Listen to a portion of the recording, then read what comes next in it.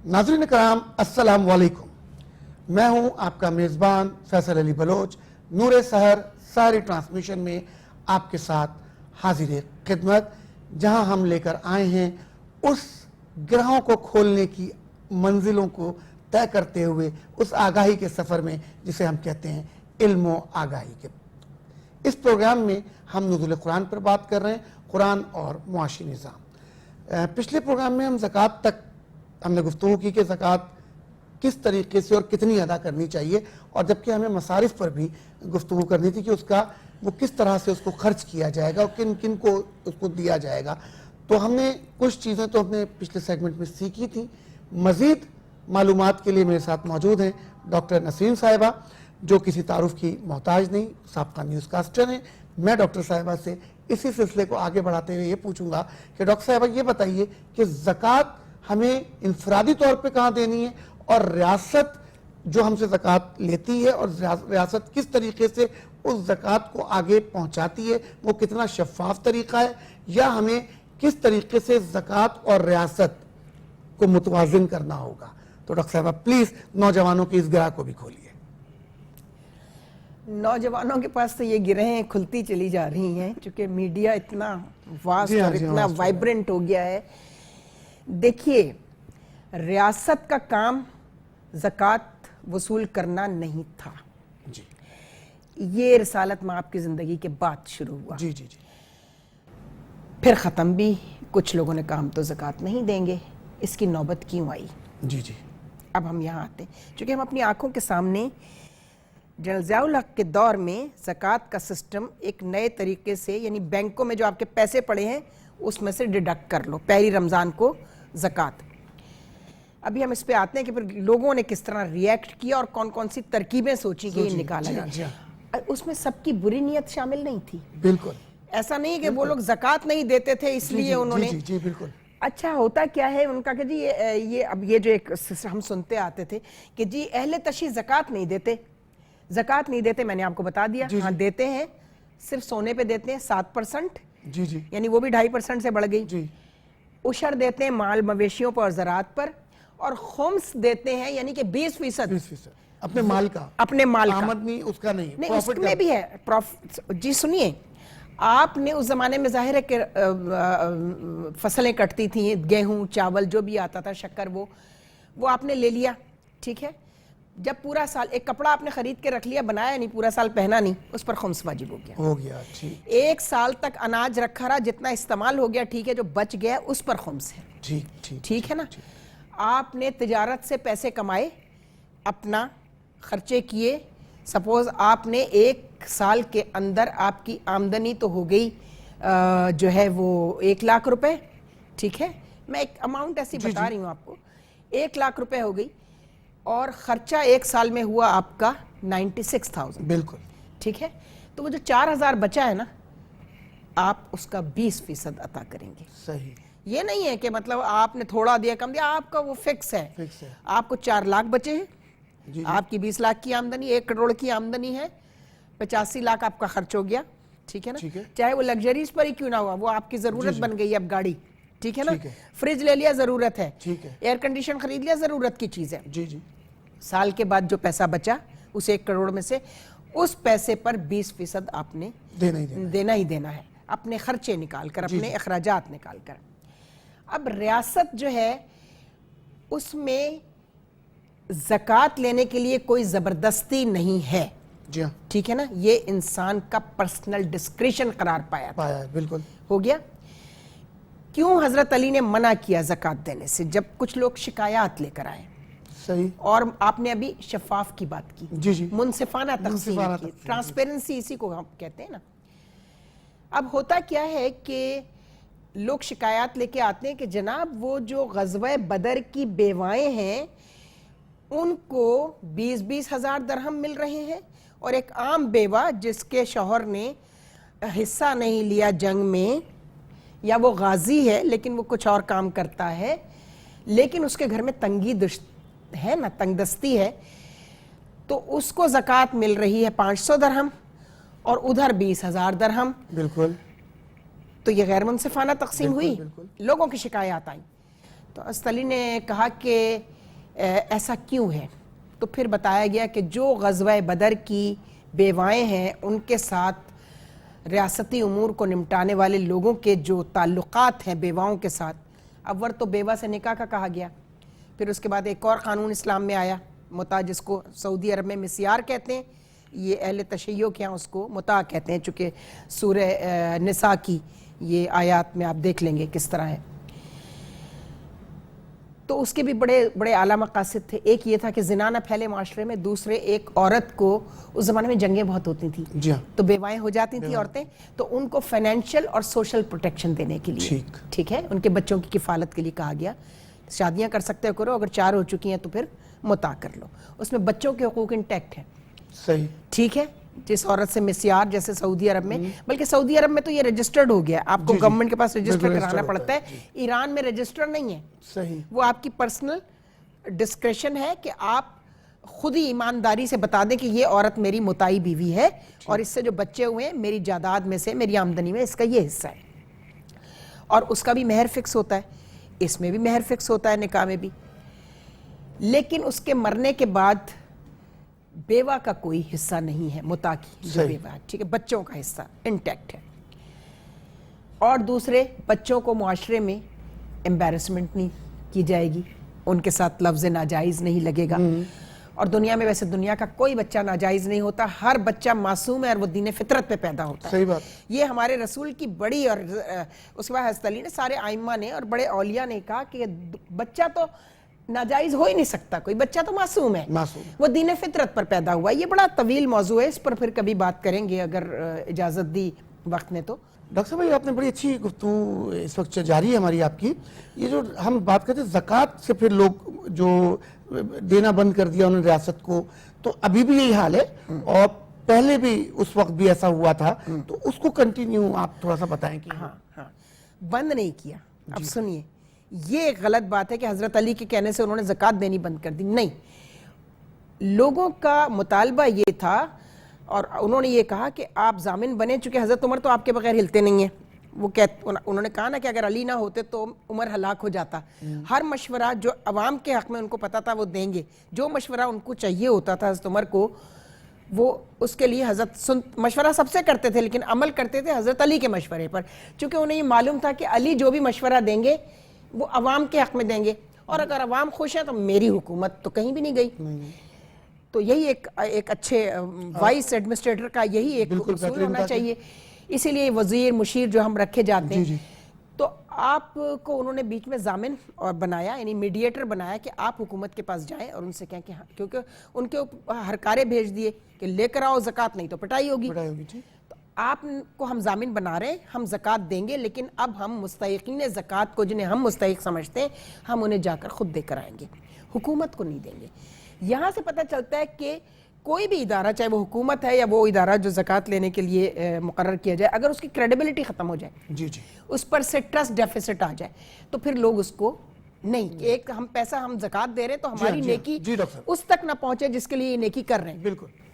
تو آپ نے پھر جا کر حضرت عمر کو کہا کہ دیکھو بھائی یہ لوگوں کی شکایات ہے، اور لوگ یہ نہیں کہ زکوٰۃ دینا بند کر دیں گے، وہ دیں گے، لیکن وہ چاہتے ہیں کہ آپ ان کو مستحقین کی لسٹ بھیج دیں جہاں جائے گی، پھر وہ اپنی مرضی سے زکوٰۃ جو ہے نا وہ لوگوں کو دیں گے۔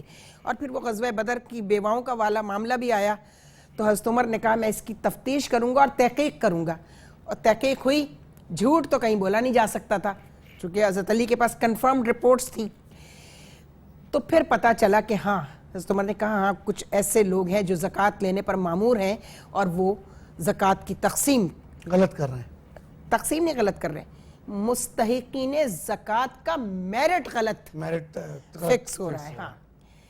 تو اس طرح یہ معاملہ طے ہوا، لیکن پھر جو ہمارے یہاں مختلف مکتبہ فکر میں جو آپ کو پتہ ہے خرافات ہیں ایک دوسرے پر جو ہے وہ تانہ زنی کرنے کی، تو انہوں نے کہا پوری شیعہ کمیونٹی جو ہے وہ زکوٰۃ نہیں دیتی، تو یہ وجہ تھی کہ جب ٹرسٹ ڈیفیسٹ حکومت پہ سے ختم ہو گیا تو حضرت علی نے کہا کہ زکوٰۃ دو، اپنی مرضی سے دو، اپنی خوشی سے دو، گو کہ یہ ریاست کا حق نہیں ہے، یہ بھی کہا ساتھ میں، حضرت عمر سے انہوں نے کہا کہ دیکھو یہ ریاست کا حق نہیں ہے، یہ لوگوں کا حق ہے، ان کا ڈسکریشن ہے، ان کے کئی ایسے عزیز و اقارب ہوتے ہیں لوگوں کے سفید پوش ہوتے ہیں وہ ان کے گھر جا کے خاموشی سے ان کی مدد کر کے آ جاتے ہیں.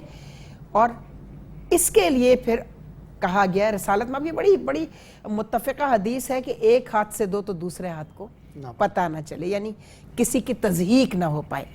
بالکل ناظرین کرام, سیگمنٹ کا وقت ختم ہوتا ہے, تو اب اپنے اس ہوسٹ فیصل علی بلوچ کو نور سحر سحری ٹرانسمیشن سے اجازت دیجیے. ڈاکٹر نسرین میرے ساتھ موجود تھی. آپ کا فیڈ بیک ہمیں مل رہا ہے اور بہت اچھا فیڈ بیک مل رہا ہے ہمارے AY یوٹیوب چینل پر, AY HD TV چینل اور میٹرو پر, اور ساتھ ہی M5 جو ڈاکٹر صاحبہ کا چینل ہے اس پر بھی ہمیں آپ کا فیڈ بیک کا مسلسل انتظار رہتا ہے, جس میں آپ ہم سے نئے نئے سوالات بھی کرتے ہیں. بہت شکریہ. ہمیں اجازت دیجیے.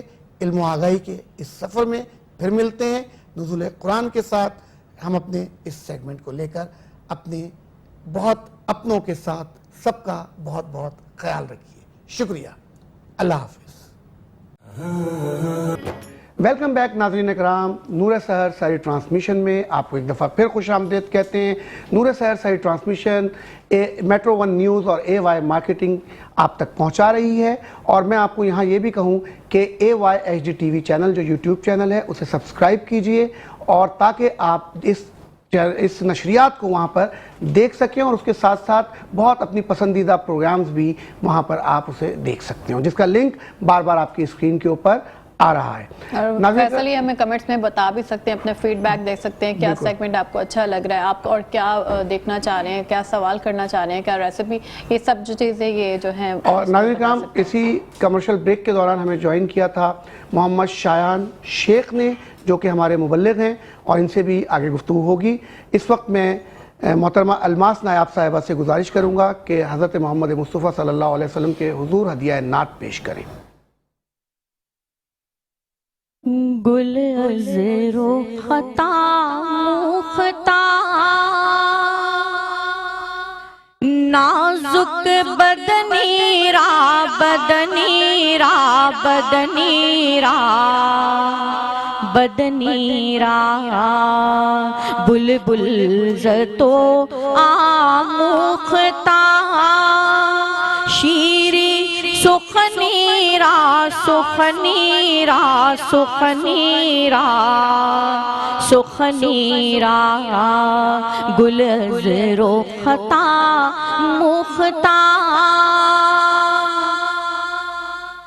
ہر کس کے لبے لال ترا دیدہ بدل گفت ہر کس کے لبے لال ترا دیدہ بدل گفت حقا کے چے خوش کندہ عقیقے یمنی را یمنی را یمنی را یمنی را حقا کے چے خوش کندہ عقیقے یمنی را یمنی را یمنی را یمنی را گل عذر و خطا مختار خیات ازل دوختا بر قامت زیبا خیات ازل دوختا بر قامت زیبا در کد تو ای جامائے در کد تو ای جامائے سروے چمنی را چمنی را چمنی را چمنی را در کد تو ای جامائے سروے چمنی را چمنی را چمنی را چمنی را گل عذر و خطا مختار در عشق تو دندان شکست است با الفت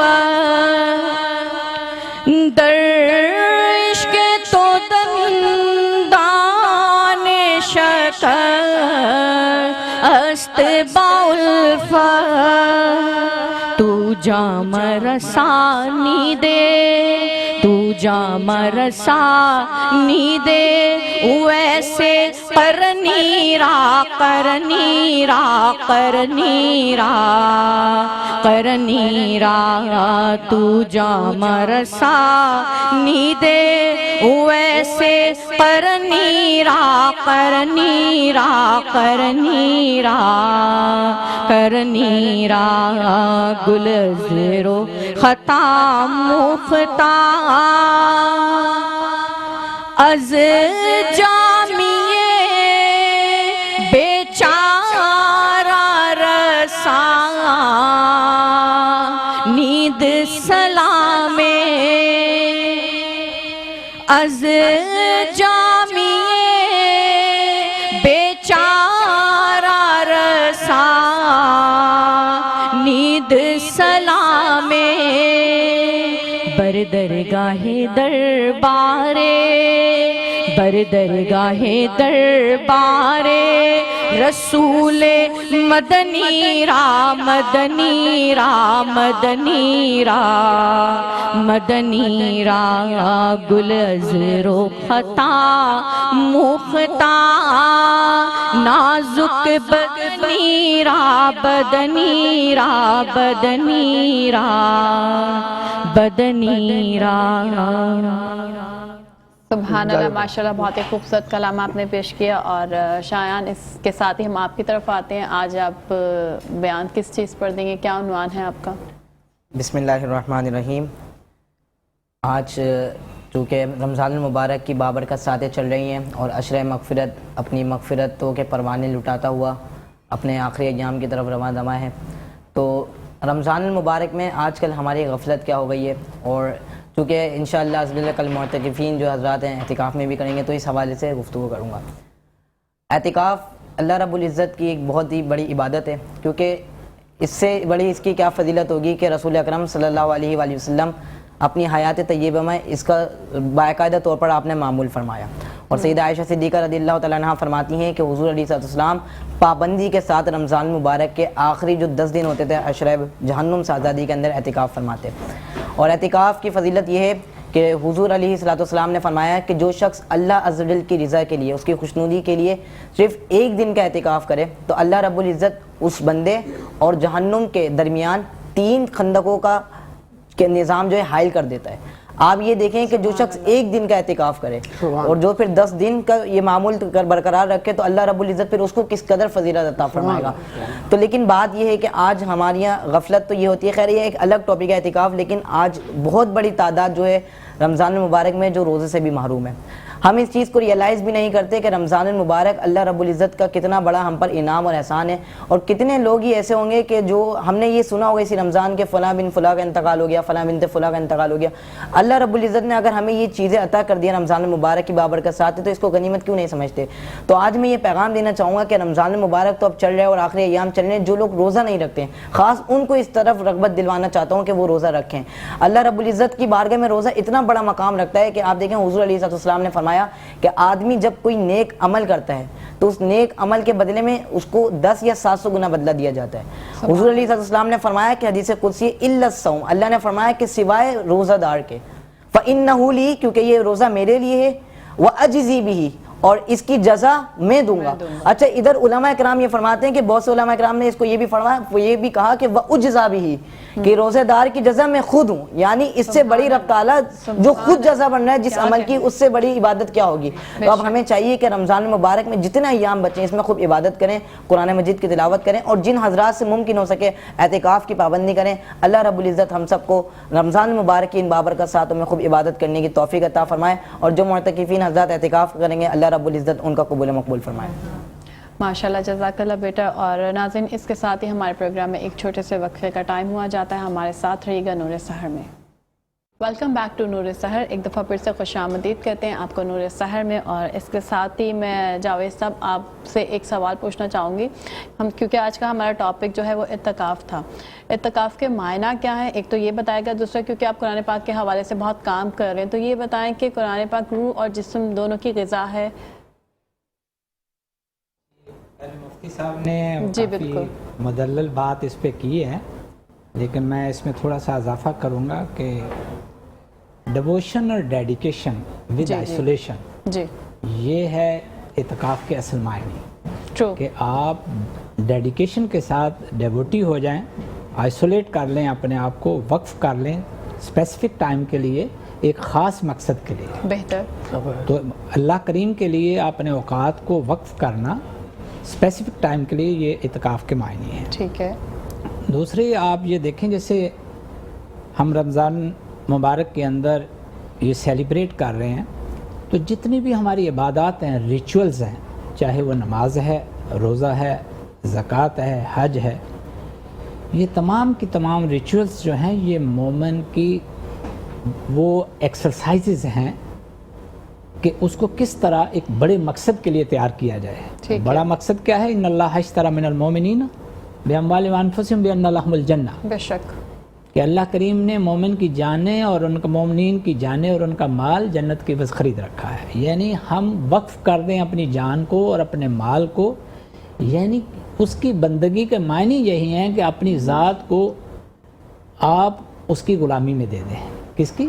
अला लिल्लाहि दीनुल खालिस, दीन खालिस्तन अल्लाह के लिए है। सुभान अल्लाह। फ़ाबुदिल्लाह मुखलिसन लहुद्दीन, बस बंदगी करो खालिस करके उसकी, यानी आलूदगी इसमें नहीं होनी चाहिए। बिल्कुल। और रमज़ानुल करीम के अंदर तो हमें इस बात का ये दर्स दिया जाता है कि ठीक है, आप अल्लाह करीम का हुक्म मानते हुए अपने आप को वक्फ कर दें, स्पेशली आखिरी रातों में।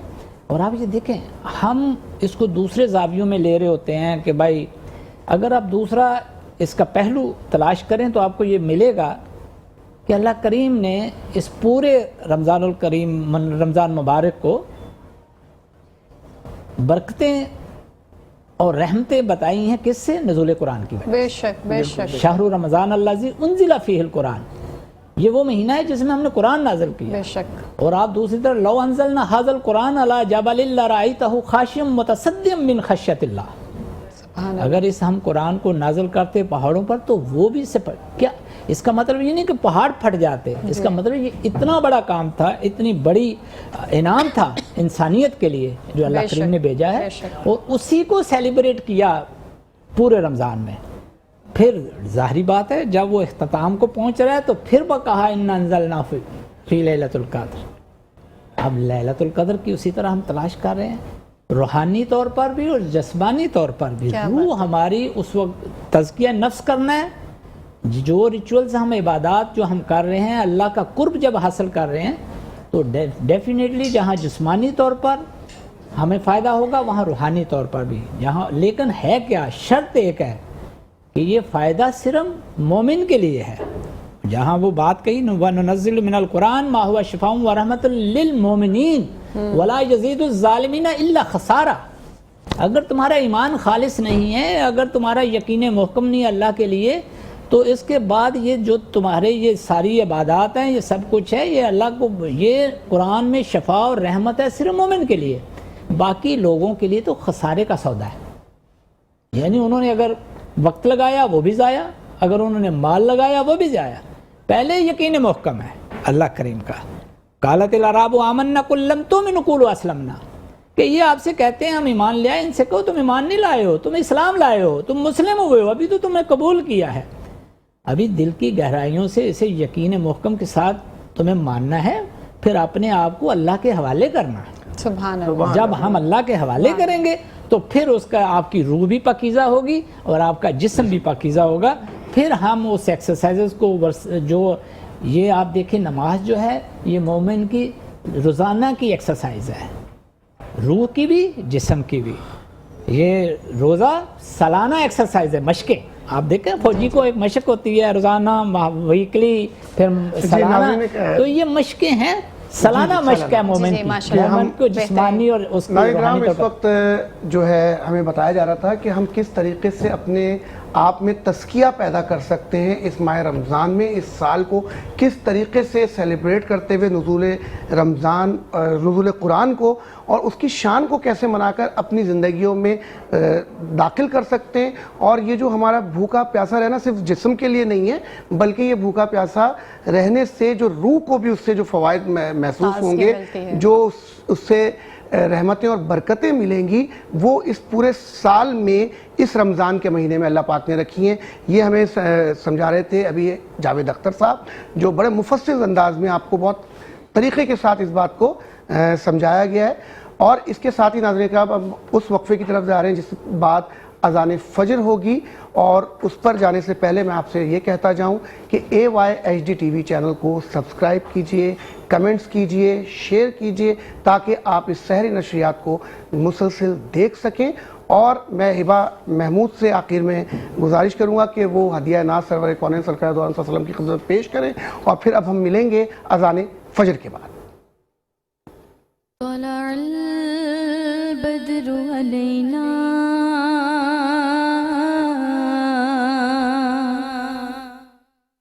तलअल बद्रु अलैना तलअल बद्रु अलैना तलअल बद्रु अलैना तलअल बद्रु अलैना आए सरकार मदीना लाए अनवार मदीना आए सरकार मदीना लाए अनवार मदीना है कदम वो शेर सालत दुलो गुलजार मदीना है कदम वो शेर सालत दुलो गुलजार मदीना कुंदनी रंग गहरा है लिबास आज सुनहरा कुंदनी रंग गहरा है लिबास आज सुनहरा चांदनी रात ने पहना